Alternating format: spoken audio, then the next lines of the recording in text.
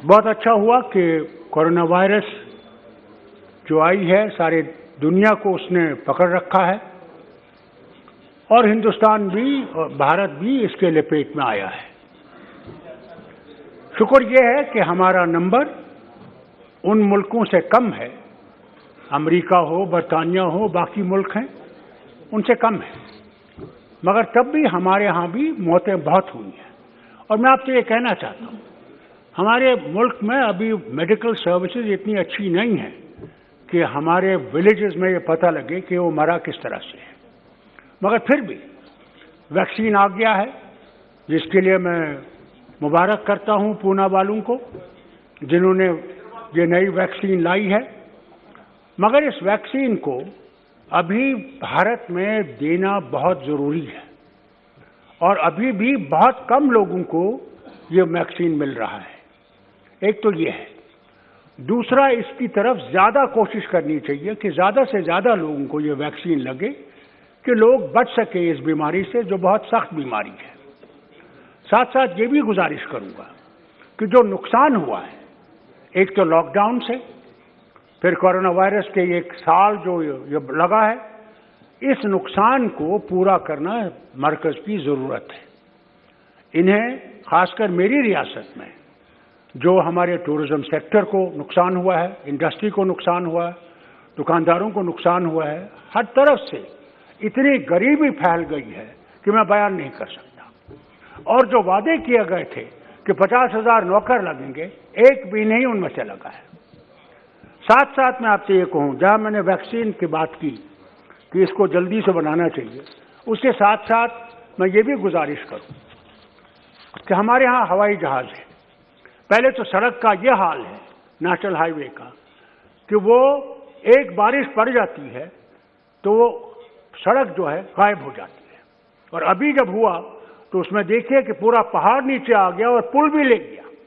वो तो शुक्र है कि फौज ने फौरन वहाँ पे बेली ब्रिज लगाया तो उससे कुछ वो चलने लगा, मगर उस सड़क की हालत बेहद ख़राब है।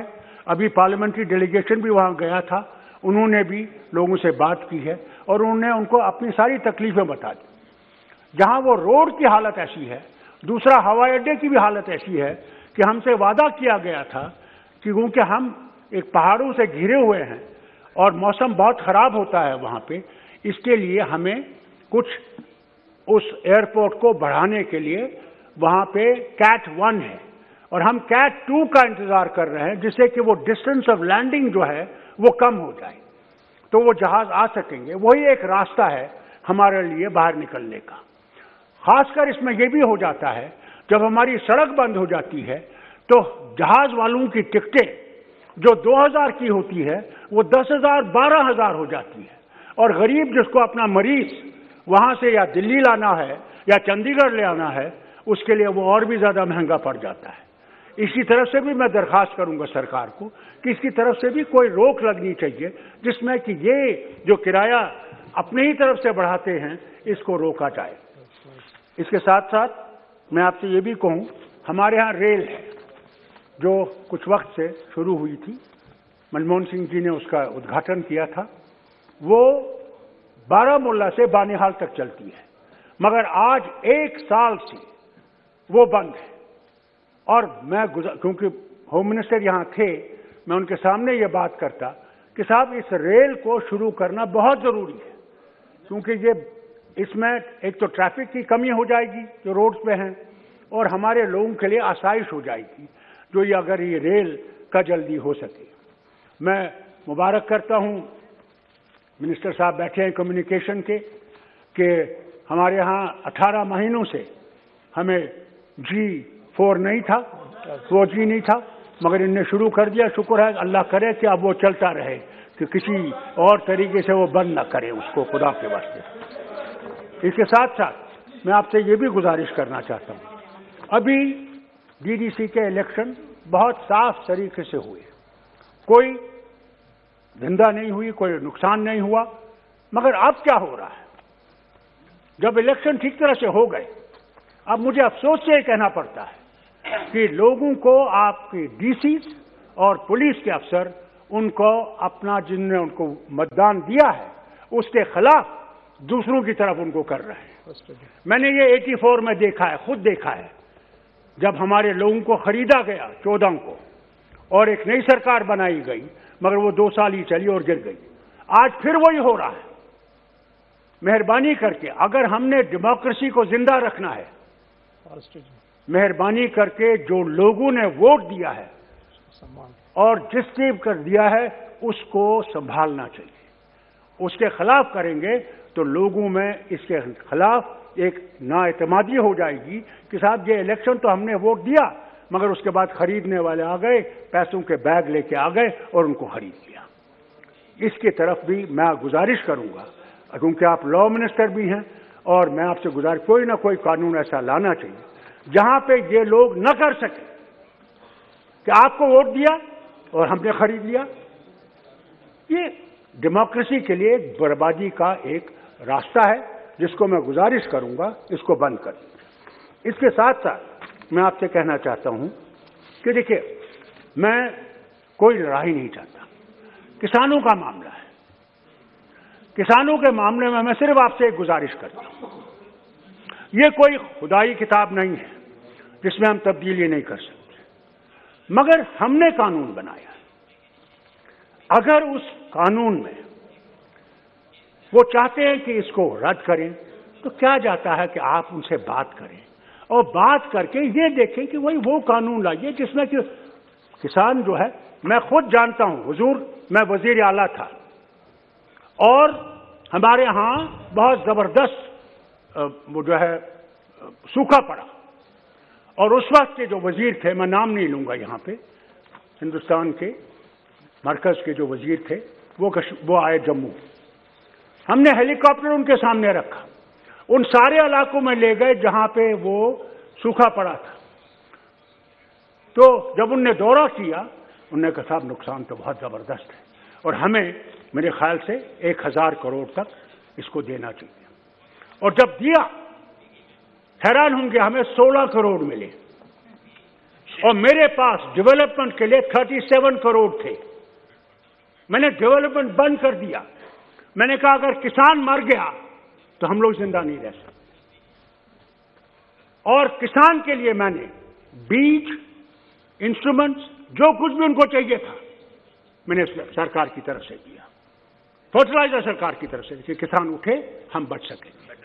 आज आपसे भी हाथ जोड़ के ये बात करता हूं कि let us not stand on prestige, let not stand on prestige. This is our nation, we belong to this nation, and if we belong to this nation, let us respect everybody in this nation. मुझे बहुत बुरा लगता है जब मैं देखता हूं हम लोग उंगलियां उठाते हैं जवाहरलाल पे, सरदार पटेल पे, बाकी लीडरों पे, इंदिरा गांधी पे, राजीव गांधी पे, तो मुझे अफसोस होता है कि कल आप ताकत में नहीं होंगे, क्या फिर हम इन्हीं वजीर आजम के खिलाफ बात करेंगे? It is not what Indian परंपरा इज। जो गया उसकी इज्जत की, उसको तो अब उधर पहुंच गया है, वहां जवाब देना है, हम सब ने देना है, आपने भी और मैंने भी। तो इसलिए जो हमने किया है, मैं हाथ जोड़ के आपसे भी कहता हूं, जो पार्लियामेंट्री मिनिस्टर हैं, कि मेहरबानी करके ये परंपरा मत छोड़िए। जो गया है, नहीं तो हम उंगलियां उठाते हैं और उंगलियां उठा के बात करते हैं। It is not parliamentary. इसलिए उनकी इज्जत करिए, गौरव करिए जो उन्होंने किया। मैं जानता हूं वो, मैंने खुद, आप में से कई होंगे जिनने सरदार पटेल को कभी देखा ही नहीं है, गांधी को नहीं देखा होगा। मैंने सरदार पटेल को भी देखा है अपने बाप के साथ और गांधी जी को भी देखा। गांधी जी कश्मीर आए तो मेरी माँ के साथ, और मेरी बहन, उनकी तस्वीर है, एक तरफ मेरी माँ है और एक तरफ मेरी बहन है। मैंने इंदिरा गांधी के दिन भी देखा है, अपना डिसमिसल भी देखा है, बाप को जेल भी देखा है 20 साल, मगर मेरे बाप ने कभी जवाहरलाल के खिलाफ बात नहीं की। और जब जवाहरलाल से मिलने गए 20 साल जेल के बाद, तो दोनों की आंखों में आंसू थे, रोक नहीं सके। तो एक चीज है ना, पॉलिटिकली वी माइट डिफर, मगर इंसानियत तो है एक दूसरे में। क्या है, मैं मुसलमान हूं तो क्या हिंदुस्तानी मुसलमान नहीं हूं? और आप अगर हिंदू हैं तो क्या है, क्या वो पैदा करने वाला नहीं है? भगवान जो है और अल्लाह जो है वो सब एक है, कोई फर्क नहीं है।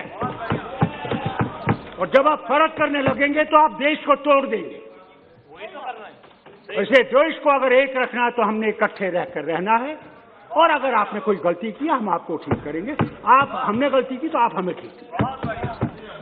यही तरीका है अगर हमने हिंदुस्तान को बनाना है। अगर नहीं बनाना है और तोड़ देना है तो जो मर्जी है वो करिए। इसलिए किसानों से बात करिए, हाथ जोड़ के कहता हूं, किसानों से बात करके कोई हल निकालिए। ये ठीक नहीं है, 90 साल हो गए, आज सारी दुनिया में हमारा वाहवाकार कर रहे हैं, कहाँ हमारी डेमोक्रेसी थी, और आज सारे बोल रहे हैं क्या हो रहा है।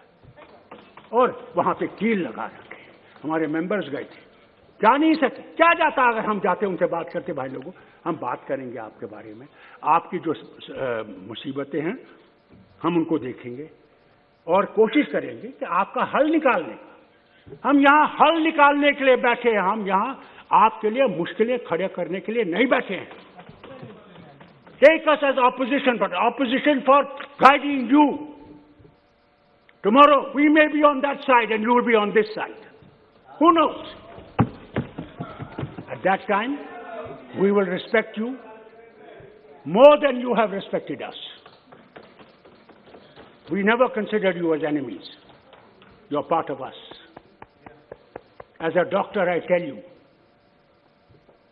when a patient comes and takes a drop of blood, क्या उसको बोतल के पूछता है, इस खून की बोतल से ये मुसलमान का खून है, ये ब्राह्मण का है, ये उस दलित का है?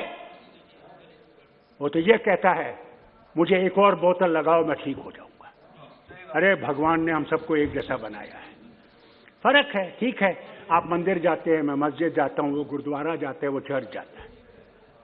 इसलिए किसानों से बात करें। और एक और बात, आखिरी बात, जो आपने 5 अगस्त को किया 90 में, आपने ऐसे कर दिया। हमसे बात करते पहले, पूछे कि भाई क्या ठीक होगा, नहीं पूछा, खुद ही कर। चलो हमारा पार्टी का 70 साल का एक है कि हमने 370 खत्म करना है और 35 से खत्म करना है, हमने देश को एक करना है। हम कब देश में नहीं थे? आपने कभी देश के बारे में कहीं बात नहीं की। मैं वो हूं जिसने यूनाइटेड नेशन में हिंदुस्तान के बारे में बात की, जिसने जनीवा में जाके इस झंडे को गाड़ा रखा, जिसकी बात आप करते हैं। मैं ऑस्ट्रिया गया, ह्यूमन राइट्स कमीशन में गया, मैं नाम नहीं लूंगा उनका। जब मैं वहां से बाहर निकला बोल के, तो हिंदुस्तान के बहुत बड़े थे, वो मुझे कहने, डॉक्टर साहब आप ये क्यों कहते हैं, आप क्यों नहीं हिंदुस्तान के ऊपर कीचड़ उठाते हैं? मैंने कहा ये अमेरिका जो इतना कालों के खिलाफ कर रहा है, क्या उन्होंने कोई बात की उनके बारे में? या जो जुल्म दूसरे कर रहे हैं दूसरों पे, वो बात कर रहे हैं? तो क्या मैं अपने देश को यहां पे काला दिखाऊं? ये देश हमारा है, मगर आपने हमारी भी इज्जत रखनी है, आपने हमको ये पहचानना है। हमने वो झंडा खड़ा कर रखा जबकि आए 1500 मेरे मिनिस्टर मारे गए, मेरे लीडर मारे गए, मेरे वर्कर मारे गए, क्योंकि वो तिरंगा को थामे हुए थे। आज हमें पाकिस्तानी कहते हैं, खालिस्तानी कहते हैं, चीनी कहते हैं। मुझे अफसोस है, मैं आपसे कहना चाहता हूं, याद रखिएगा, मरना मैंने यहां है और जीना मैंने यहां है, और खड़ा होकर जीना है। मैं झुकूंगा नहीं, मैं झुकने वाला नहीं। मेरा एक खुदा है, उसी के सामने मैं जवाब देना है। इसलिए जो आपने किया है उसकी तरफ देखिए, उसको समझिए और कश्मीर के लोगों को दिल से लगाइए।